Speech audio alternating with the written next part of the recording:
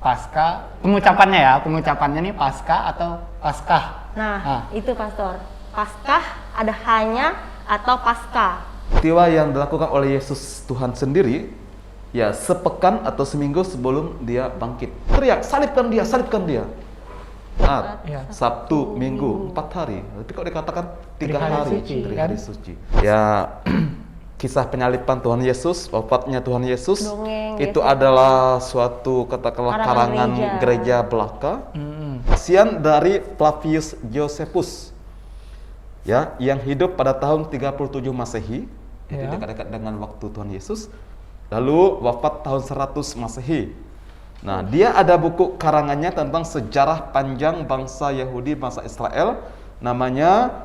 Iya, karena ada beberapa juga yang bilang kayak gitu kan, kayak penasaran gitu. Ini dongeng kah atau kayak orang, karangan kan? gereja kah? Jadi jangan minder jadi Katolik. Gitu. Wih, 100% Katolik pastor. 100% Katolik lah pokok. Mantap. Nah, wah masih speechless. Masih kena. Masih efeknya masih kayak wow banget.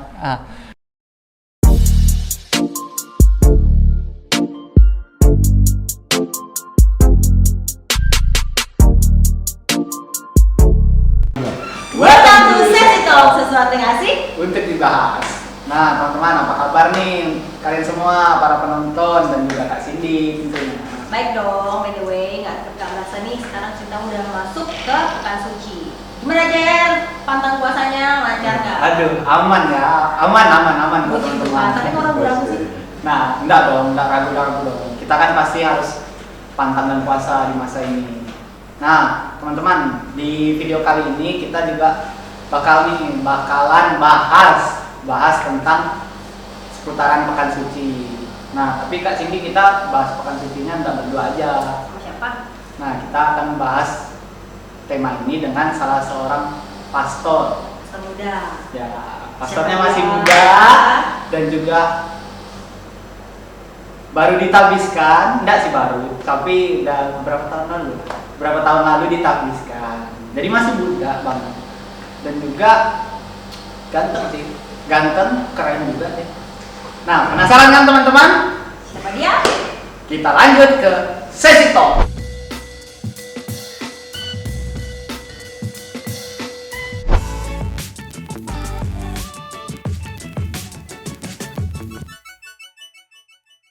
Oke guys, setelah tadi kita kasih beberapa clue tentang siapa narasumber kita, Yes. nah kita akan ngasih juga nih fun fact tentang Pekan Pekan Suci. Suci. Jadi silakan cekidot. Cu. Pekan suci atau Tri Hari Suci Paskah atau yang biasa disebut dengan Triduum ini menjadi momen mengenang perjalanan Yesus sebelum disalib dan akhirnya bangkit. Tri Hari Suci dirayakan setelah umat Kristiani merayakan Minggu Palma, masa mengenang Yesus Kristus masuk ke Yerusalem sebelum disalibkan. Untuk selengkapnya bisa kita saksikan di Sesi Talk. Nah, setelah kalian lihat tadi fun fact-nya tentang Pekan Suci, kita akan kenalan nih dengan narasumbernya yaitu Pastor. Plasida. Nah, halo Pastor. Hai. Nah, mungkin sebelum kita mulai kita kenalan dulu nih. Dan Boleh. juga boleh sedikit lihat-lihat sedikit mukanya. Iya. Ganteng pastornya. Iya, ganteng banget ya, guys. Nah, boleh Pastor mungkin dikenalkan nama habis itu apa? Baik. Selamat jumpa. Perkenalkan, nama saya Pastor Plasida Valius, OFM Kapusin.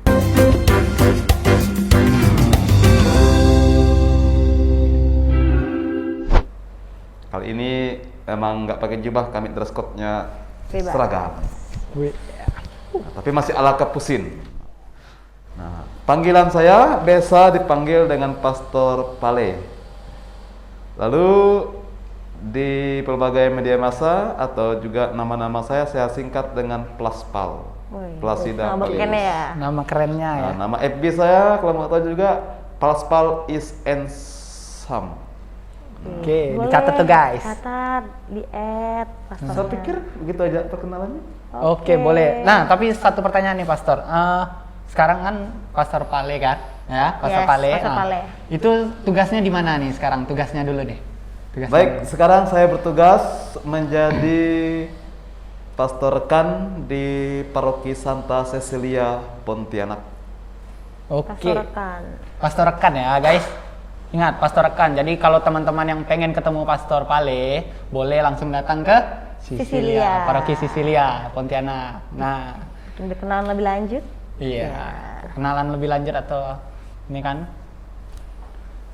sharing rohani. Nah, teman-teman, setelah kita berkenalan, kita ini nih langsung ke materinya. Langsung membahas tentang materinya. Pastor, kan kita sudah masuk masa Prapaskah kelima. Nah, berarti itu artinya beberapa hari lagi kita akan menyambut Paskah. Yang benar nih Paskah, pengucapannya nih Paskah atau Paskah? Nah, itu Pastor. Paskah ada hanya atau Paskah. Jadi Paskah atau Paskah, Prapaskah atau Prapaskah. Iya, itu pengen juga tuh. Ya singkatnya begini ya, kata Paskah atau Paskah kedua-duanya benar. Hanya dari akar katanya itu kan dari kata Ibrani begitu, dari kata Pesak. Jadi ada bunyi KH, Pesak, artinya lewat, lalu. Dulu kita ingat kisah Keluaran di mana bangsa Yahudi menyeberangi Laut Merah, melewati Laut Merah. Kemudian sebelumnya juga ada tulah yang kesekian itu di mana Allah lalu, sehingga yang diberi dengan darah anak domba itu tidak mengalami tulah dari Tuhan. Tuhan lewat, Pesak. Nah, maka jika kita mau lebih kepada kata awalnya, kata dasarnya, ya lebih tepat sebenarnya ada bunyi hanya. Oke, Nah, berarti jadi Paskah. Paskah. Tapi kedua istilah itu benar. Intinya makna di balik itu apa sebenarnya? Paskah bagi kita yang percaya kepada Yesus Kristus yang telah bangkit mengalahkan kematian, mengalahkan maut. Oke, berarti memang pemaknaan dari kata itu yang harus kita ambil ya, Pak? Ya, Pastor benar. ya. Tapi tidak masalah ya berarti ya Pastor, Paskah atau Paskah sebenarnya tidak masalah Ya, sebenarnya. tidak masalah. Iya, cuman pemaknaannya aja kita harus resapi. Paham. Nah, setelah itu nih Pastor, mungkin kan ada beberapa pertanyaan nih tentang, kan kita ini kan udah memasuki Pekan Suci. Nah, kan Pekan Suci itu dimulai dari Minggu Palma kah? Atau Minggu Palma, kan di dalam Pekan Suci itu ada Minggu Palma, ada Kamis Putih, Jumat Agung, Sabtu Suci, sampailah hari Paskah ya, Pastor. Atau gimana tuh Pastor menjelaskan tentang hari-harinya itu tuh Pastor? Ya, baik, kita tentang kata pekan, kata minggu, sepekan seminggu kita sudah biasa ya. Ya. Ringkasnya begini, jadi ya Pekan Suci itu artinya sepekan sebelum perayaan Paskah, sebelum kebangkitan Tuhan Yesus dari alam maut. Lebih kurang katakanlah ya Paskah itu dimulai ya 1 minggu sebelum hari Minggu Paskah. Tepatnya dalam tradisi liturgi Gereja Katolik itu adalah hari Prapaskah yang katakanlah setelah Prapaskah kelima itu adalah Minggu Palma atau Minggu Palem. Startnya dari situ. Kemudian dilanjutkan dengan Tri Hari Suci. Jadi sebenarnya Pekan Suci itu enggak juga komplit 1 pekan, 7 hari. Ya, katakanlah Minggu Palem, kemudian Senin dalam Pekan Suci, Selasa dalam Pekan Suci, kemudian sampai dengan nanti ya Kamis pagi atau Kamis siang dalam Pekan Suci. Nah, setelah itu nanti malamnya Kamis sore dari pukul 6 ke atas itu sudah masuk ke Kamis Putih, Jumat Agung, kemudian nanti Vigili Paskah, perayaan Paskah. Jadi ya Pekan Suci itu artinya Minggu Palma, dilanjutkan sekian hari setelahnya, kemudian dilanjutkan lagi dengan Tri Hari Suci. Begitu ya. Berarti memang Pekan Suci itu ya dimulai dari Minggu Palma. Minggu Palma ya. Mulainya. Nah, mungkin boleh enggak sedikit Pastor jelaskan tentang apa itu Minggu Palma atau enggak Kamis Putih kan? Kamis Putih. Iya. Habis itu Jumat Agung, Sabtu Suci Atau Vigili Paskah ya bisa disebut ya. Itu gimana tuh? Biasa kan di dalam hari-hari itu kan ada pemaknaan yang berbeda-beda kan Pastor. Mungkin ada nggak penjelasan yang memang bisa Pastor jelaskan tentang hari-harinya itu? Baik, jadi ya lebih kurang begini. Jadi ada sejumlah peristiwa besar, peristiwa yang dilakukan oleh Yesus Tuhan sendiri, ya sepekan atau seminggu sebelum dia bangkit, sebelum dia ditangkap, disalibkan, kemudian wafat dan kemudian bangkit. Ya, puncaknya adalah sejumlah peristiwa menjelang terselesainya, tergenapinya karya penyelamatan Allah dalam diri Tuhan Yesus yang menderita sengsara, wafat dan bangkit. Nah, tadi dikatakan ada Minggu Palem. Itu artinya saat itu Yesus masuk ke kota Yerusalem. Keempat Injil mengisahkan bahwa di Yerusalem lah Yesus ditangkap. Iya, betul Bang. Jadi itulah Minggu Palma, itu hari di mana Tuhan Yesus masuk ke kota Yerusalem, kemudian dia dielu-elukan, dimuliakan oleh orang yang menyambutnya. Oke. Dan dengan daun-daun di tangan, ranting-ranting. Nah, kita teruskan juga sekarang ini dengan kebiasaan nanti memegang daun palem atau daun palma, melambang-lambainya saat merayakan Minggu Palma. Setelah itu juga ada kemudian nanti menyusul kemudian Jumat Agung. Sebelumnya ada Kamis Putih, kemudian lanjut ke Paskah, di mana nanti ada malamnya, malam Paskah atau Vigili Paskah. Nah, kita lihat hari per hari ya. Oke, boleh Pastor. Jadi Minggu Palma tadi saya sempat singgung, itu adalah mengenangkan Yesus masuk ke kota Yerusalem. Jadi dapat dikatakan mengenangkan saat Yesus menuju kematiannya, menggenapi perutusannya. Dengan nanti dia masuk Yerusalem, dia akan nanti ditangkap, kemudian diadili, dianiaya, disalibkan, wafat, dimakamkan, bangkit pada hari ketiga, pada hari Paskah. Nah, saat dia masuk ke Yerusalem itu dikisahkan dalam keempat Injil, dia dielu-elukan layaknya seorang raja yang dinanti-nantikan, dengan melambai tadi segala katakanlah daun-daun, ranting-ranting, kemudian juga hampar kepakaian dan sejenisnya. Ini melambangkan masuknya sesuatu atau sosok yang membawa kemuliaan, kehormatan. Karena daun palma itu dalam kebudayaan orang, katakanlah orang Romawi saat itu juga ya sering juga dipakai untuk menyambut ya tentara yang pulang berperang membawa kemenangan. Disambut dielu-elukan. Jadi lebih kurang begitu juga maknanya, melambangkan kejayaan, kemuliaan Tuhan kita Yesus Kristus. Nah, tapi ini tidak berlangsung lama, karena sekian hari kemudian orang yang sama juga yang mengelu-elukan Yesus itu juga nanti itu yang kemudian juga berteriak, salibkan dia, salibkan dia. Nah, itu tentang Minggu Palma. Agak mengejutkan juga ya, kalau misalnya begitu. orang-orang di sana. Jadi lebih kurang ini adalah pekan sengsara di dalamnya itu, di mana Yesus masuk ke Yerusalem dielu-elukan, kemudian dia berkumpul dengan para muridnya, di mana diadakan nanti perjamuan malam terakhir yang kita kenangkan dalam Kamis Putih. Dikatakan Kamis Putih ya karena malam itu Yesus menetapkan Ekaristi, ya, menetapkan ya perjamuan malam terakhir, pemecahan roti, dan juga ada di mana saya itu minum piala berisi anggur yang adalah tubuh dan darahnya sendiri. Kemudian juga menetapkan perintah yang paling agung. Perintah apa tuh Pak? Kasihlah sesamamu seperti aku juga telah mengasihi engkau. Saling mengasihi, perintah cinta kasih. Itu perintah paling utama dalam iman kita yang Yesus kembali tetapkan dalam malam perjamuan terakhir. Nah, setelah dia menyelenggarakan perjamuan malam terakhir, kemudian Yesus berdoa seorang diri di Taman Getsemani. Betul. Nah, di situ juga ada banyak intrik-intrik. Orang-orang yang mau menangkapnya, bahkan juga ada pengkhianatan dari Yudas muridnya sendiri. Murid Yesus kan.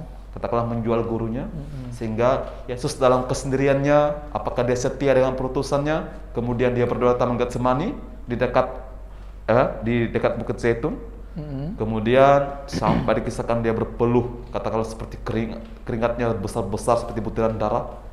Nah, dia mengalami kesendirian. Kemudian dia ditangkap besoknya pada Jumat Agung. Diadili, diseret ke Herodes, ke Imam Agung Kayafas dan Hanas, kemudian ke Pilatus, dan divonis sebagai orang yang jahat. Yang bersalah juga ya Pastor. Dengan katakanlah tadi ya seruan dari orang-orang sebangsanya, orang Yahudi saat itu ya, salibkan dia, salibkan dia.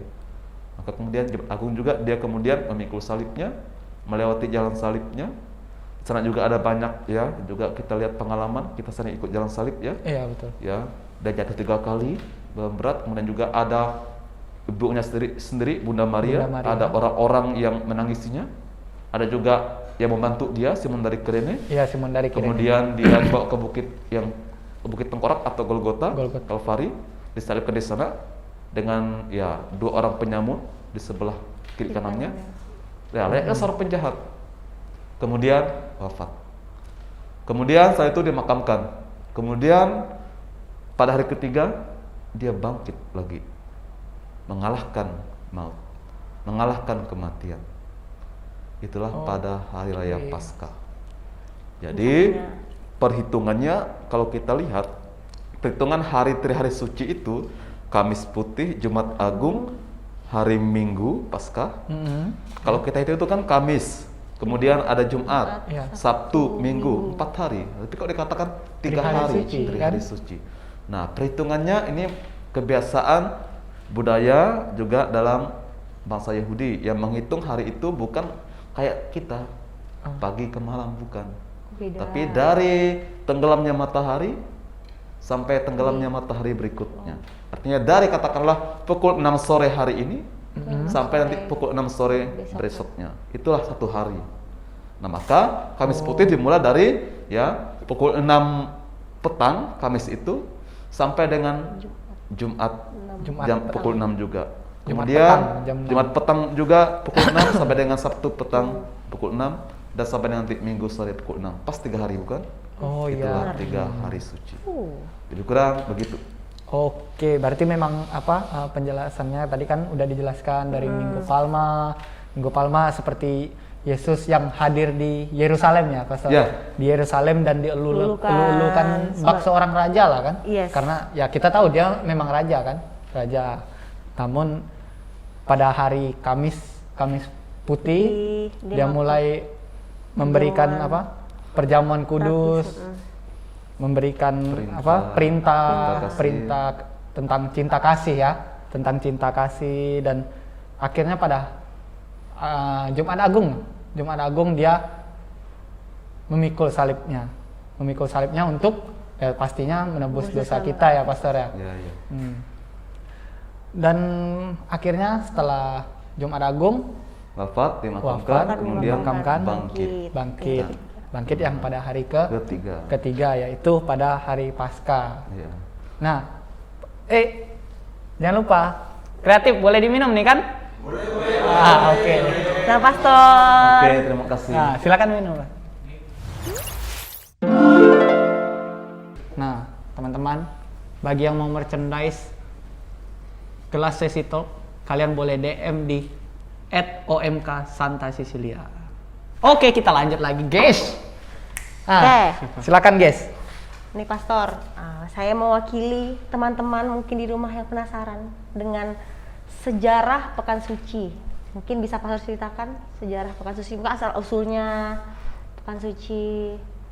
Baik, ini pertanyaan yang untuk orang-orang sejarawan sebenarnya. Wow. Tapi ya kita coba. Tapi bolehlah kita ulik-ulik sedikit lah ya. Yang jelas itu kan dari kitab suci sendiri itu sudah artinya kan sejak zaman Tuhan Yesus itu tadi katakanlah di akhir-akhir ya kehidupan di dunianya, kemudian juga itu direnungkan oleh para rasul, jemaat perdana.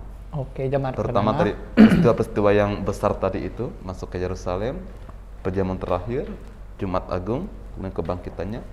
Tapi juga ada beberapa kesaksian yang tertulis di abad-abad berikutnya. Misalnya dari Santo Athanasius dari Alexandria, uskup saat itu pada penghujung abad keempat, artinya tahun katakanlah 390-an begitu. Dia pertama kali menggunakan istilah Holy Week atau Minggu Agung. The Great Week, Pekan Suci sekarang. Holy Week. Nah, dia dikatakan di beberapa literatur Santo inilah yang pertama kali menggunakan istilah Pekan Suci untuk menunjuk ke tadi sejumlah peristiwa yang besar menjelang katakanlah penggenapan perutusan Tuhan Yesus tadi. Itu kemudian dalam sejarahnya kemudian dikembangkan, kemudian dilakukan lagi, mestinya Minggu Palma itu perarakannya dengan Dan Palem oleh para jemaat-jemaat ya Kristiani selanjutnya, sampai kemudian ditetapkan oleh Gereja Katolik lebih teratur lagi, dimasukkan ke dalam buku liturgi, buku tata perayaan Misa Romawi atau Missale Romanum pada tahun 1955 dengan satu dekret dari kepausan namanya Dekret Maxima Redemptoris yang dinyatakan pada 16 November tahun 1955. Jadi istilah itu nyatakan memang resmi masuk ke dalam katakanlah tata perayaan ya liturgi Gereja Katolik. Lalu tentang Minggu Palma sendiri ada juga ya literatur, ada buku diari dari seorang suster peziarah namanya Suster Eteria. Oke. Saat dia ke Yerusalem pada juga tahun yang lebih kurang sama, akhir abad keempat, tahun 388 lebih tepatnya, dia mengisahkan juga bahwa umat di sana melakukan katakanlah ya prosesi seperti itu, memegang daun palem merayakan Yesus masuk ke Yerusalem. Itu dituliskannya dalam diarinya. Oh, Itu kemudian diteruskan dalam kebiasaan-kebiasaan umat Kristiani sampai juga kemudian ditetapkan baku dalam tata perayaan liturgi Gereja Katolik. Itu sekilas tentang sejarahnya. Dan juga sama halnya dengan tadi Kamis Putih, Jumat Agung dan Paskah. Jadi lebih kurang begitu. Itu sejarah singkatnya tentang pekan suci. sejarah singkatnya. Berarti memang benar ya teman-teman, kalau misalnya kisah sengsara Yesus atau kisah penyelamatan Yesus itu bukan hanya dongeng. Mungkin teman-teman di sana banyak yang berpikir kalau oh ini enggak benar nih, tapi itu ternyata benar loh guys. Itu memang memang kebaikan dari Allah. Ya Pastor ya. Ya Kebaikan baik Allah ya. yang Tadi terlanjur tadi host mengatakan apakah ya kisah penyaliban Tuhan Yesus, wafatnya Tuhan Yesus Dongeng, itu biasa. adalah suatu katakanlah karangan Karangan gereja belaka, Mm-mm. cerita yang dibuat-buat atau dongeng, atau memang sungguh historis. Ya. Nah ini juga pertanyaan yang rumit karena dulu ada juga Ada yang film nanya kayak gitu, Pak. film Messiah, The Iya, Messiah tahun 2008 dipublikasikan, ditayangkan juga dari kesaksian Injil yang bukan Katolik, bukan Kristiani, Injil Barabas, Iya. juga dari kitab katakanlah mungkin dari keterangan-keterangan lain mengatakan bahwa Yesus itu bukan dia disalibkan tapi Yudas disalibkan. Nah, ini kan membuat kita bingung sebagai orang beriman. Ya, kadang banyak juga ada yang Ya. berkata seperti itu ya Pastor. Apa ya? benarnya? Nah, jadi pertama begini, untuk kita sebagai orang beriman Kristiani, inilah iman kita. Mm-mm. Ya, dalam kitab suci ditegaskan demikian, dikisahkan demikian. Pengajaran juga bapak-bapak gereja, gereja juga mengatakan demikian, magisterium gereja. Maka dari kacamata iman, ini tak tergoyahkan. Namun kadang kita juga mesti memberi juga penjelasan yang mungkin katakanlah ya lebih ilmiah. Tapi itu juga ada sebenarnya, karena juga ada bukti-bukti tertulis dari para sejarawan, para penulis antik ya, bukan kuno. Iya. Penulis antik-antik zaman dulu. Ya, saya dulu kebetulan ada juga mengulas hal ini dalam tesis saya waktu di STT berarti- Pastor Bonus. Nah, saya coba Keren buka nih. Ini keren nih guys. Bagian tentang kerennya juga nih. historisitas penyaliban Tuhan Yesus.